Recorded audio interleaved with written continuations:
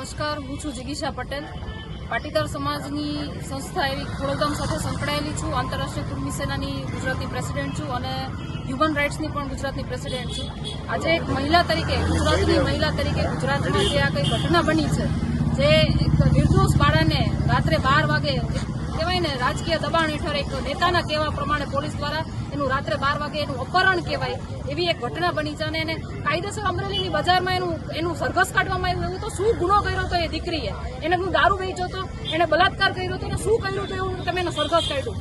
જે બુટલેગરો છે, જે રેપિસ્ટો છે, એ લોકો પણ પૈસા દઈ દઈને છૂટી જાય છે. એવા તો પોલીસવાળાની એની મિલીભગતો ચાલે છે. એવા હપ્તા લઈ લઈને પોલીસવાળા એની ભેગા બેઠા હોય છે. નેતાઓના પણ એની ભાગીદારી હોય છે. એવા લોકો અત્યારે ગુજરાતમાં છાવરવામાં આવે છે અને આવી નિર્દોષ બાળાને એનું અપમાન કરીને એની આવી રીતે એની હરકતો કરવામાં આવે છે. મને તો શરમ આવે છે પોલીસ તંત્ર ઉપર. એ જનતાની રક્ષા કરવા માટે જનતાના કરવેરામાંથી તમારો પગાર જાય છે, કોઈ ધારાસભ્યના ખીચામાંથી તમારો પગાર નથી આવતો. તમે જે આ કાયદા વિરુદ્ધ જે કૃત્ય કરો છો ને, એના માટે તમને શરમ આવી જોઈએ, શરમ. અને ધારાસભ્યને પણ કહું છું કે તમારી પોતાની છબી સાચવવા માટે તમે જે આ દીકરીનો ભોગ લીધો છે, એની જવાબદારી કોણ લેશે? એ છોકરીના હજી મેરેજ નથી થયા, એ છોકરીને આખી જિંદગી બાકી પડી છે. તમે એની જિંદગીની ધૂળ ધાણી કરી નાખી, તમે એની ઇજ્જત કાઢી નાખી. એક બલાત્કારથી ઓછી ઘટના નથી આ.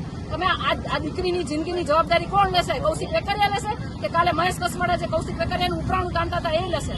મારે તો મારા સમાજને પણ કહેવું છે કે ખોડલધામ તરીકે તમે આગળ આવ્યા, મને તમારો ખૂબ ખૂબ આભાર વ્યક્ત કરું છું. પણ તમારામાં જવાબદારી લેવાની ટેવડ હોત તો જ તમારે આવવાનું હતું. તમારે નેતાઓની ચાપલુસી કરવાની જરૂર નથી. તમારી દીકરી સાથે ઊભું રહેવાનું હતું. નેતાઓ તો આજે છે, કાલે નથી. કાલે બદલી પણ જશે.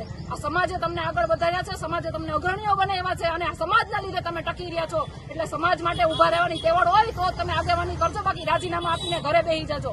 હું મારા પટેલ સમાજને એટલું કહેવા માંગુ છું કે શરમ આવી જોઈએ આપણને. અમરેલીના 5 ધારાસભ્યો પટેલ, સાંસદ પટેલ, સીએમ પટેલ, છતાંય આપણી દીકરીઓ આવી રીતે હેરાન થાય. બંગાળીઓ પહેરી લે, બંગાળીઓ.